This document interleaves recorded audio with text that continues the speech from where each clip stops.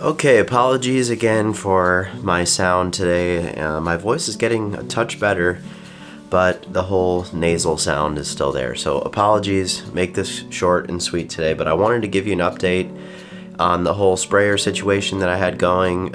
So if you don't know what was going, I'll put a video up right now, a little card up on the screen so you can check that out. But essentially, the short story is I had a sprayer that was leaking, and it was only about 6 months old, something like that.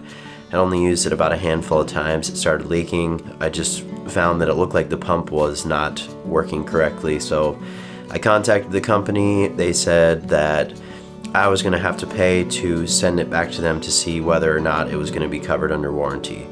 So I made the video about that. It wasn't made to bash them in any way. It was just like, it didn't seem normal to me that I would have to pay under warranty. So a few days later, I got a message back from one of their customer service managers, said, "Hey Ryan, we saw your video.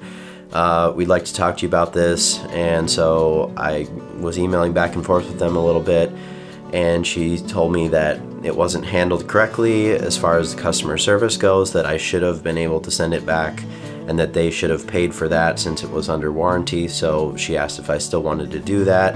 I said, yep, that's cool. So they arranged to have the sprayer picked up. They did that, sent it in. A couple days later, I got a message back that said, yes, it was defective and it will be covered under warranty. And she also asked me if I would like to upgrade to the 24 volt version. And the reasoning is that she said that some of their, they're finding that some of their 20 volt versions, the pumps that are in those, they're finding that they're not having very good luck with, so they're going to currently switch those out to a different pump. How long that's going to take as far as when that changeover will happen in the manufacturing process, I don't know. I don't work for the company, obviously. If you want to buy one of those, still, I would just be thinking about that. But it sounds like they do know that there's something going on with some of them, and they're working to fix that. So I got a 24 volt version here instead, which I don't really know how much different it is. I haven't looked at all the specs. But this spring I'll be putting it to the test along with my other sprayers that I have, and I'll let you know some feedback about it at that point. But so I do appreciate them coming back to me and actually making it right in the end. So my opinion really still stands as far as I'm not going to personally recommend that sprayer at this point. Hopefully when those changes happen and they get a new pump in there, then things will be better at that point.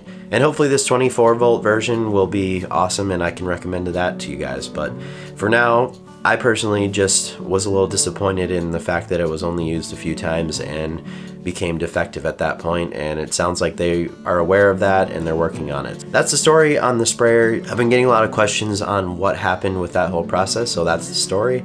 Thanks so much for watching. See you next time.